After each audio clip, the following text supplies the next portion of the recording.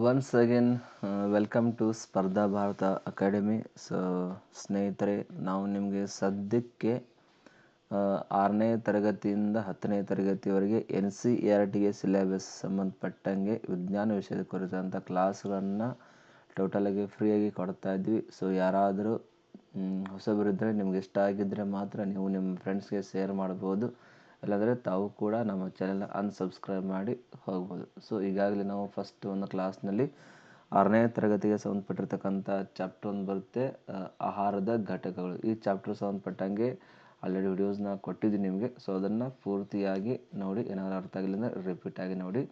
ಹಾಗಾದರೆ ಅದ್ರ ಬಿಟ್ಟರೆ ನಿಮ್ಗೆ ಏನಾದರೂ ಕ್ವಶನ್ಗಳಿದ್ದರೆ ಕ್ವಶನ್ ಕೆಳಗಡೆ ವಿಡಿಯೋ ಕೆಳಗಡೆ ಕಾಮೆಂಟ್ನಲ್ಲಿ ಹಾಕಿ ನಾವು ನಿಮಗೆ ಸರಿಯಾದೊಂದು ಆನ್ಸರ್ನ ಕೊಡ್ತೇವೆ. ಓಕೆ.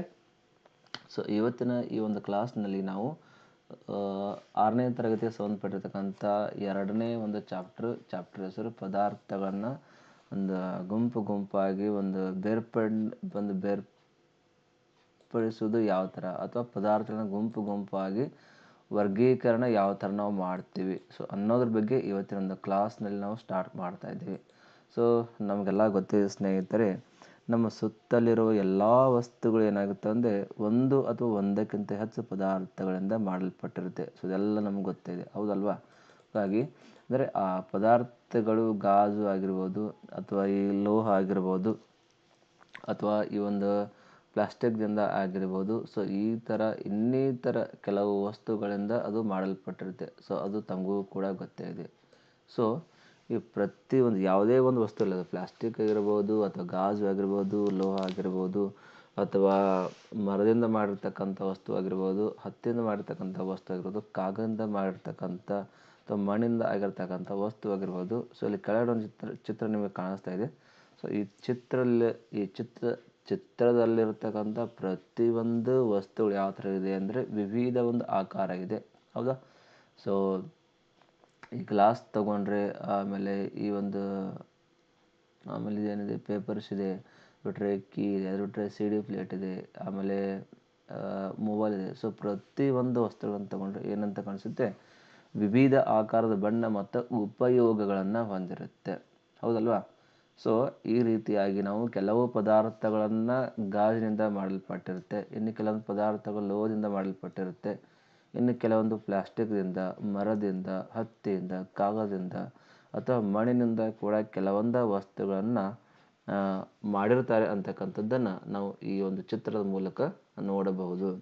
ಇನ್ನು ಇಲ್ಲಿ ಕೆಳಗಡೆ ಒಂದು ಟೇಬಲ್ ಇದೆ. ಈ ಟೇಬಲ್ನಲ್ಲಿ ಏನು ಕೊಟ್ಟಿದ್ದಾರೆ ಅಂದರೆ ಮರದಿಂದ ಮಾಡಿರ್ತಕ್ಕಂತಹ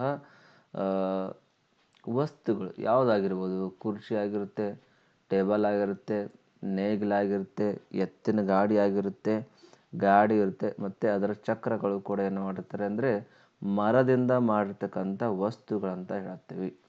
ಇದೇ ಥರ ಕಾಗದವನ್ನು ಉಪಯೋಗ ಮಾಡಿಕೊಂಡು ಕಾಗದದಿಂದ ಪದಾರ್ಥಗಳನ್ನು ಕೂಡ ತಯಾರು ಮಾಡ್ತಾರೆ. ಯಾವುದಿರ್ಬೋದು, ಪುಸ್ತಕ ಆಗಿರ್ಬೋದು, ನೋಟ್ಸ್ ಆಗಿರ್ಬೋದು, ಪುಸ್ತಕಗಳಾಗಿರ್ಬೋದು, ಪತ್ರಿಕೆ, ಆಟಿಕೆ, ಕ್ಯಾಲೆಂಡರ್ಗಳು. ಸೊ ಇವೆಲ್ಲವೂ ಕೂಡ ಕಾಗದಗಳಿಂದ ಉಪಯೋಗ ಮಾಡಿಕೊಂಡು ತಯಾರು ಮಾಡಿರ್ತಕ್ಕಂಥ ಮಾಡಲ್ಪಟ್ಟ ಒಂದು ವಸ್ತುಗಳಂತ ಹೇಳ್ತೀವಿ.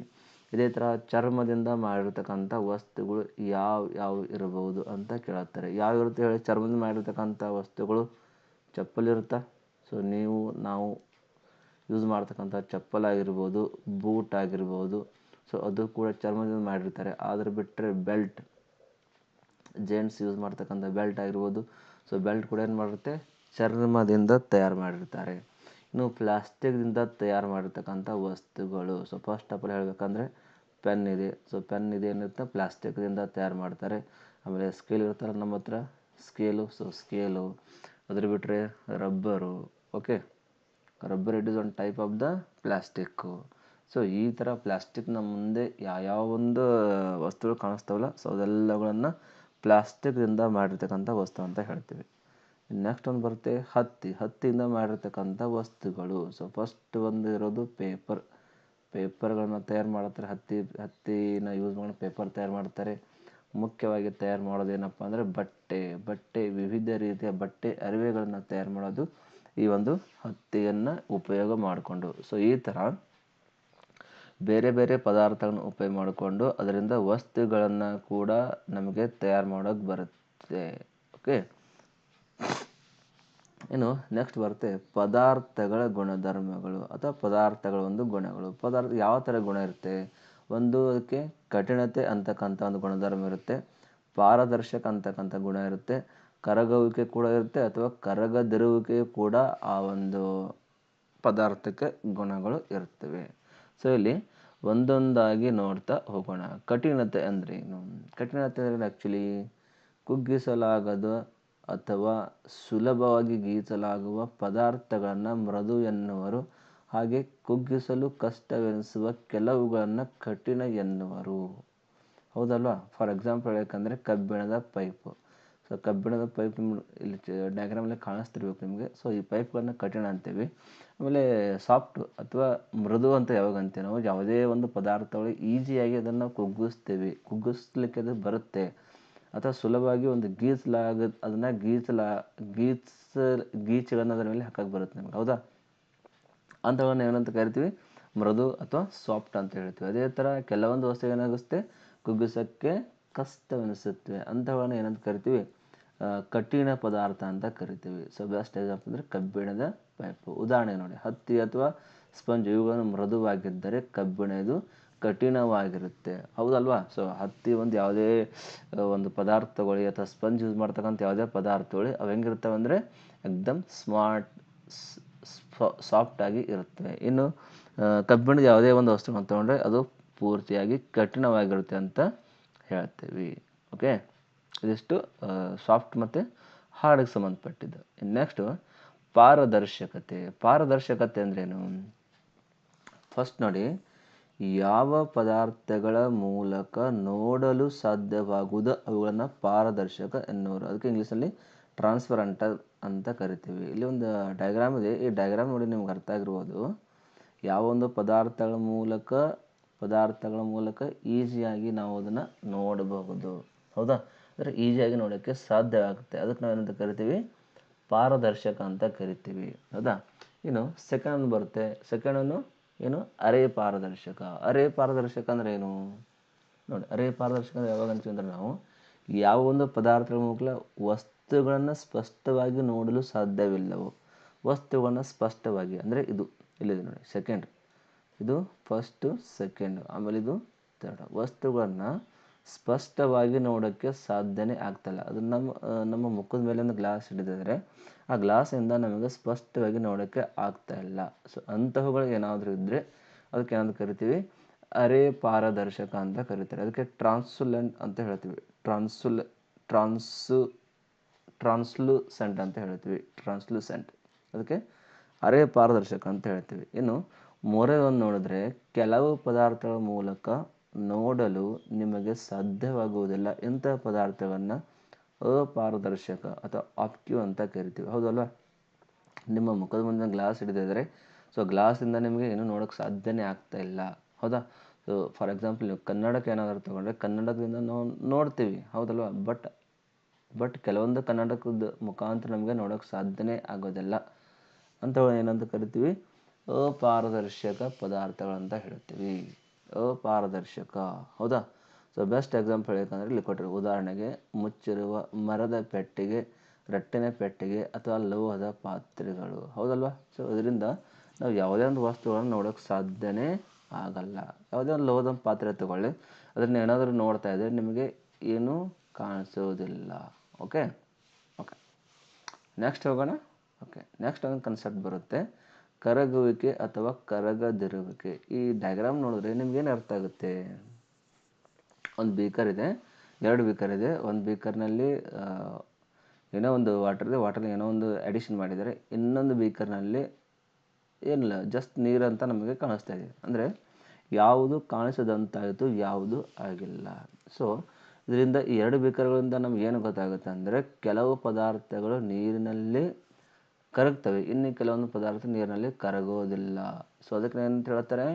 ಕೆಲವು ಪದಾರ್ಥಗಳು ನೀರಿನಲ್ಲಿ ಸಂಪೂರ್ಣವಾಗಿ ಕಾಣದಂತಾಗುವುದನ್ನು ಅಥವಾ ಕರಗಿರುವುದನ್ನು ನೀವು ಗಮನಿಸಿರಬಹುದು.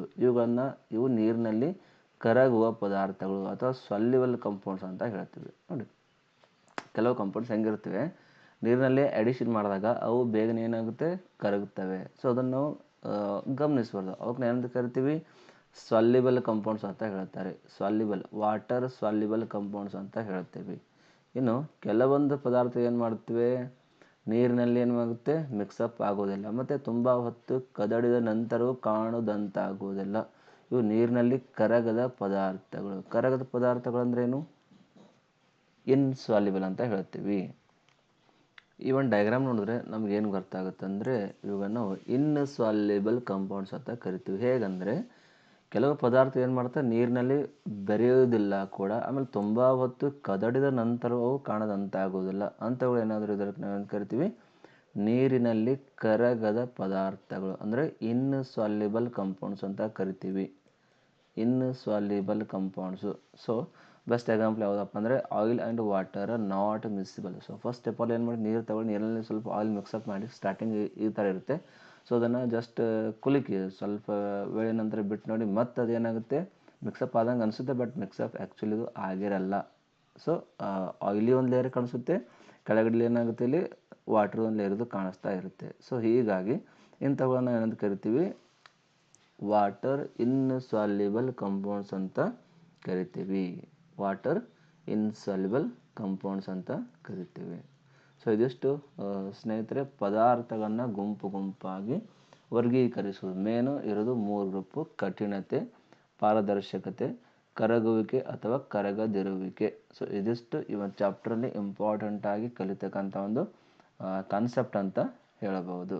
ಓಕೆ, ಇನ್ನು 3ನೇ ಒಂದು ಚಾಪ್ಟರ್ ಬರುತ್ತೆ 6ನೇ ತರಗತಿಗೆ ಸಂಬಂಧಪಟ್ಟಂಗೆ, ಪದಾರ್ಥಗಳನ್ನು ಬೇರ್ಪಡಿಸುವುದು. ಸೊ ಪದಾರ್ಥಗಳನ್ನು ಬೇರ್ಪಡಿಸುವಿಕೆ. ಯಾಕೆ ನಾವು ಬೇರ್ಪಡಿಸ್ತೀವಿ, ಪದಾರ್ಥಗಳು ಯಾವಾಗ ಮಿಶ್ರ ಆಗಿರುತ್ತೆ ಅಂದರೆ ಮಿಕ್ಸರ್ನಲ್ಲಿ ನಾವೇನಂತ ಕರಿತೀವಿ, ಪದಾರ್ಥಗಳು ಬೇರ್ಪಡಿಸುವಿಕೆ ಕ್ರಿಯೆನ ಮಾಡ್ತೀವಿ. ಯಾವಾಗ ಒಂದು ಮಿಶ್ರಣದಿಂದ ಒಂದು ಪದಾರ್ಥವನ್ನು ಬೇರ್ಪಡಿಸುವ ಸಲುವಾಗಿ ನಾವು ಹಲವಾರು ಸನ್ನಿವೇಶಗಳನ್ನು ಗಮನಿಸ್ತೀವಿ. ಫಾರ್ ಎಕ್ಸಾಂಪಲು ಬೆಳಿಗ್ಗೆ ಎದ್ದಾಗ ನಾವು ಟೀನ ಸಪ್ರೇಟ್ ಮಾಡ್ತೀವಿ. ಅಂದರೆ ಟೀ ಸಪ್ರೇಟ್ ಮಾಡ್ತೀವಿ ಅಂದರೆ ಇರುತ್ತೆ ಏನು, ಟೀ ಪೌಡರ್ ಮತ್ತು ಶುಗರ್ ಪೌಡರ್ನ ಹಾಕಿ ನಾವು ಟೀ ಮಾಡ್ತೀವಿ. ಸೊ ಜಸ್ಟ್ ನಮ್ಗೆ ಟೀ ಅಷ್ಟೇ ಬೇಕಾಗಿರುತ್ತೆ, ಬಟ್ ಟೀ ಪೌಡರ್ ಬೇಕಾಗಿರಲ್ಲ. ಸೊ ನಾವೇನು ಮಾಡ್ತೀವಿ ಅದನ್ನು ಸಪ್ರೇಷನ್ ಯಾವ ಥರ ಮಾಡ್ತೀವಿ, ಇಲ್ಲಿ ನಿಮಗೆ ಡಯಾಗ್ರಾಮ್ನಲ್ಲಿ ಕೊಟ್ಟಿದ್ದೀವಿ. ಸೊ ಏನು ಯೂಸ್ ಮಾಡ್ತಾಯಿದ್ದೀವಿ ನಾವು ಇಲ್ಲಿ, ಜರಡಿಯನ್ನು ಬಳಸಿ ಚಹಾದ ಎಲೆಗಳನ್ನು ಬೇರ್ಪಡಿಸುತ್ತಿರುವುದು ನಮಗೆ ಗೊತ್ತಾಗುತ್ತೆ. ಜರಡಿ ಅಂತಕ್ಕಂಥದ್ದನ್ನು ನಾವು ಬಳಸ್ತೀವಿ. ಸೊ ಅದಕ್ಕೆ ನಾವೇನಂತ ಕರಿತೀವಿ, ಫಿಲ್ಟರ್ ಮಾಡ್ತೀವಿ. ಫಿಲ್ಟರ್, ಹೌದಾ, FILTER, ಫಿಲ್ಟರನ್ನು ನಾವು ಮಾಡ್ತೀವಿ. ಅಥವಾ ಫಿಲ್ಟರ್ ಪೇಪರ್ನಲ್ಲಿ ಯೂಸ್ ಮಾಡ್ತೀವಿ, ಅಥವಾ ಜರಡಿಯನ್ನು ನಾವಲ್ಲಿ ಯೂಸ್ ಮಾಡ್ತೀವಿ. ಯಾಕೆ ಯೂಸ್ ಮಾಡ್ತೀವಿ ಅಂದರೆ ಅದರಲ್ಲಿ ನಮಗೆ ಪದಾರ್ಥಗಳೊಂದು ಬೇರ್ಪಡಿಸುವಿಕೆ ಕ್ರಿಯೆಯನ್ನು ಮಾಡಬೇಕಾಗಿದೆ. ಸೊ ಇಲ್ಲಿ ಈ ಚಾಪ್ಟರ್ ನಾವು ಏನು ಕಲಿತೀವಿ ಅಂದರೆ, ಪದಾರ್ಥಗಳನ್ನು ಯಾವ ವಿವಿಧ ಒಂದು ಪದ್ಧತಿಗಳನ್ನು ಉಪಯೋಗ ಮಾಡಿಕೊಂಡು ಯಾವ ರೀತಿ ಆ ಪದಾರ್ಥವನ್ನು ಬೇರ್ಪಡಿಸೋಕ್ಕೆ ಸಾಧ್ಯವಾಗುತ್ತೆ ಅಂತಕ್ಕಂಥದ್ದನ್ನು ಈ ಒಂದು ಚಾಪ್ಟ್ರಲ್ಲಿ ನಾವು ಕಲಿತೀವಿ. ಸೊ ಸೆಕೆಂಡ್ ಪಾಯಿಂಟ್ ಹೇಳಬೇಕಂದ್ರೆ, ಚಹಾ ತಯಾರಿಸುವಾಗ ಮಿಶ್ರಣದಲ್ಲಿಯ ಚಹಾ ಎಲೆಗಳನ್ನು ಜರಡಿಯಿಂದ ಪ್ರತ್ಯೇಕಿಸಲಾಗುವುದು. ಜಸ್ಟ್ ನಿಮ್ಗೆ ಹೇಳಿದ್ದೆ. ಓಕೆ, ಅಂದರೆ ಜರಡಿ ಮುಖಾಂತರ ನಾವೇನು ಮಾಡ್ತೀವಿ, ಚಹಾದ ಒಂದು ಎಲೆಗಳನ್ನು ಸಪ್ರೇಟ್ ಮಾಡೋಕ್ಕೆ ಸಾಧ್ಯ ಆಗುತ್ತೆ. ಇನ್ನು ಇಲ್ಲಿ ಒಂದು ಡಯಾಗ್ರಾಮ್ ಇದೆ ನೋಡಿ. ಈ ಡಯಾಗ್ರಾಮ್ ಏನು ಮಾಡ್ತಿದ್ದಾನೆ, ಒಬ್ಬ ವ್ಯಕ್ತಿ ಏನು ಮಾಡ್ತಿದ್ದಾನೆ, ಒಂದು ಪ್ಲೇಟ್ನಲ್ಲಿ ಏನೋ ತೊಗೊಂಡಿದ್ದಾನೆ. ಅಂದರೆ ಧಾನ್ಯದಲ್ಲಿರುವ ಕಲ್ಲುಗಳನ್ನು ಕೈಯಿಂದ ಆರಿಸುತ್ತಿರುವ ಒಂದು ಮೆಥಡು.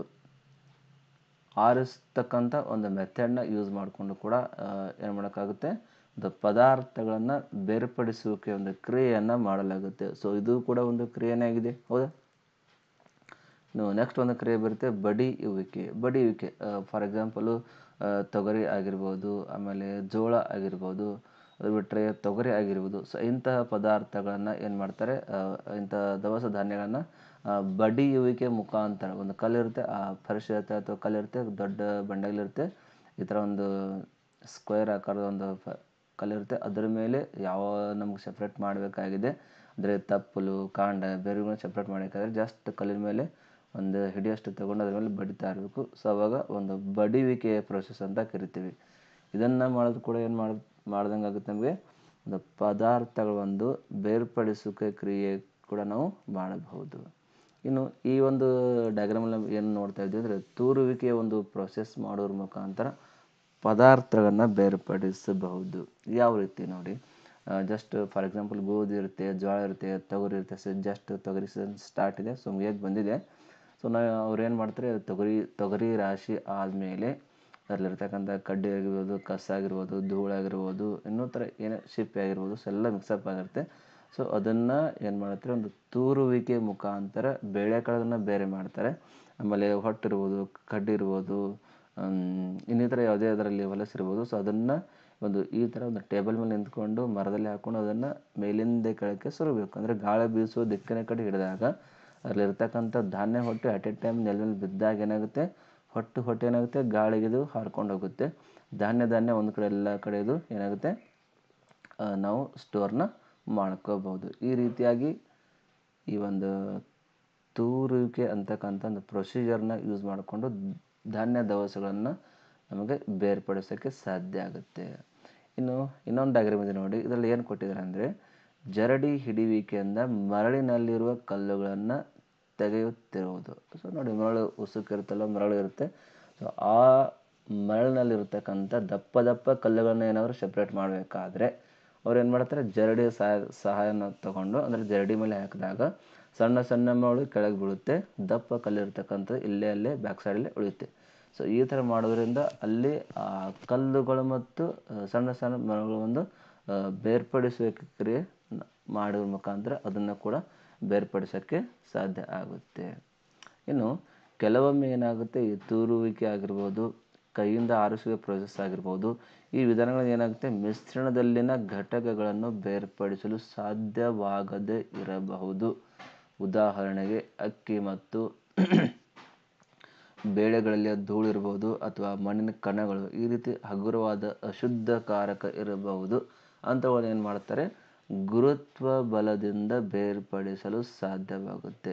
ಸ್ನೇಹಿತರೆ ಲಕ್ಷ ಇಟ್ಕೊಳ್ಳಿ, ಕೆಲವೊಂದು ಟೈಮ್ ಏನಾಗುತ್ತೆ, ಈ ತೂರುವಿಕೆ ಆಗಿರ್ಬೋದು, ಕೈಯಿಂದ ಆರಿಸುವಿಕೆ ಆಗಿರ್ಬೋದು, ಆಮೇಲೆ ಇನ್ನಿತರ ಯಾವುದೇ ಒಂದು ವಿಧಾನಗಳನ್ನು ಉಪಯೋಗ ಮಾಡಿಕೊಂಡು ಬೇರ್ಪಡಿಸೋಕ್ಕೆ ಸಾಧ್ಯನೇ ಆಗೋದಿಲ್ಲ.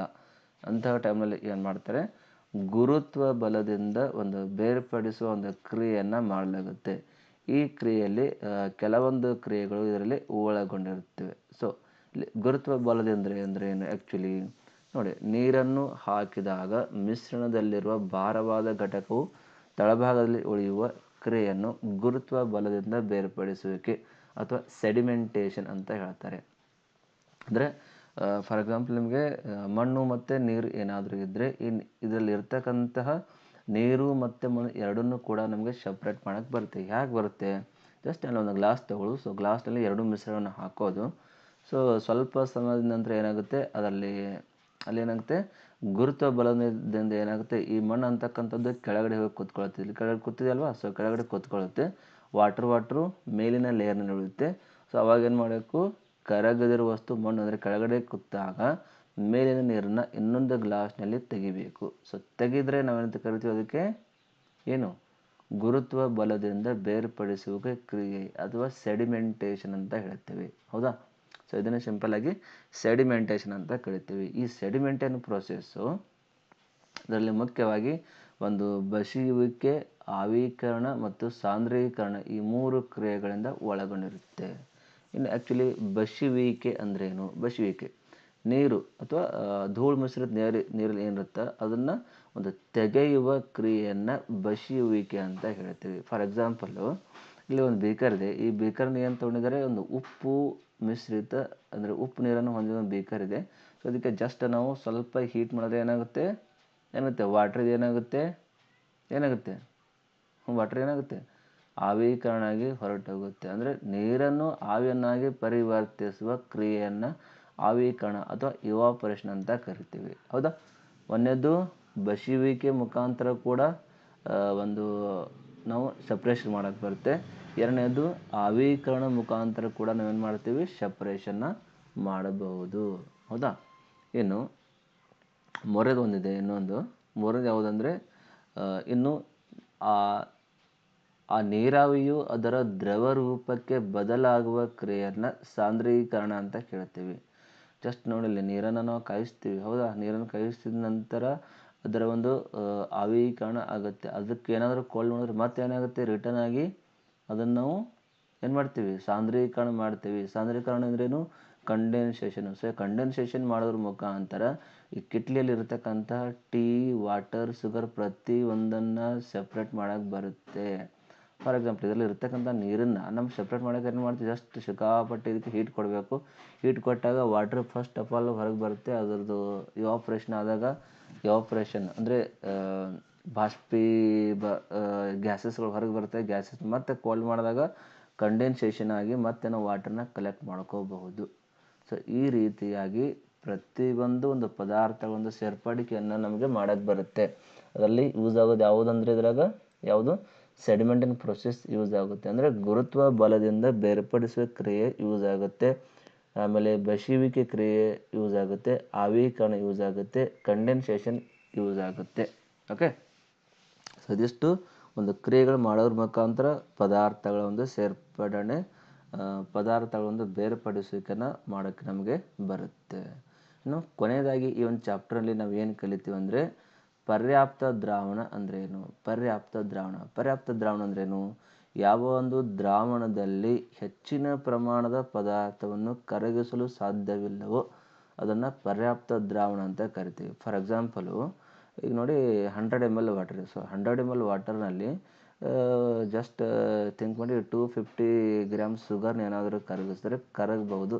ಬಟ್ ಅದನ್ನೇ ನೀವು ಏನಾದರೂ 350 ಗ್ರಾಮ್ ಶುಗರ್ ತೊಗೊಂಡು ಅದನ್ನು ನೀವು ಡಿಸಾಲ್ವ್ ಮಾಡೋಕ್ಕೆ ಟ್ರೈ ಮಾಡಿದ್ರೆ ಅದು ಡಿಸಾಲ್ವ್ ಆಗಲ್ಲ.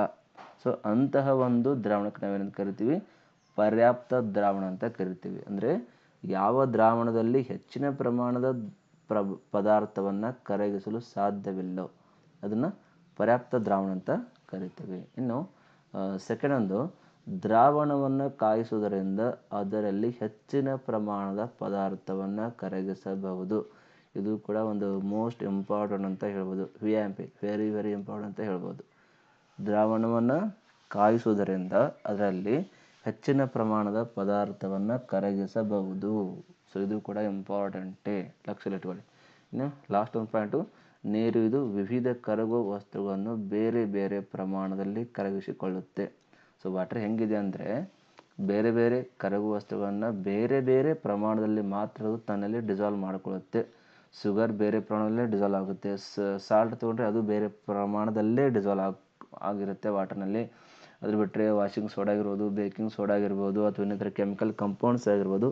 ಸೊ ಬೇರೆ ಬೇರೆ ಪ್ರಮಾಣದಲ್ಲಿ ಅದೇನು ಮಾಡುತ್ತೆ, ತನ್ನಲ್ಲಿ ಕರಗಿಸಿಕೊಳ್ಳತಕ್ಕಂಥ ಕೆಪ್ಯಾಸಿಟಿ ಅದರಲ್ಲಿ ಇರುತ್ತೆ. ಸೊ ಇದಿಷ್ಟು ಪದಾರ್ಥಗಳನ್ನು ಬೇರ್ಪಡಿಸುವಿಕೆ ಅಂತಕ್ಕಂಥ ಚಾಪ್ಟರಲ್ಲಿ ನಾವೆಲ್ಲವುಗಳನ್ನು ನೋಡಬಹುದು. ಓಕೆ, ಲಕ್ಷದಲ್ಲಿ ಬಂತ. ಇದರಲ್ಲಿ ಬರೋದು 3 ಪಾಯಿಂಟ್ಸು.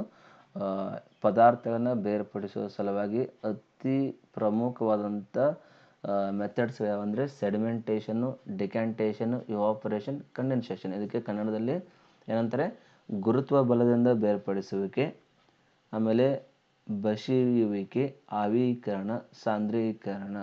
ಅದ್ರ ಬಿಟ್ಟರೆ ಕೊನೆಯದಾಗಿ ಪರ್ಯಾಪ್ತ ದ್ರಾವಣ ಅಂತ ಹೇಳ್ತೀವಿ.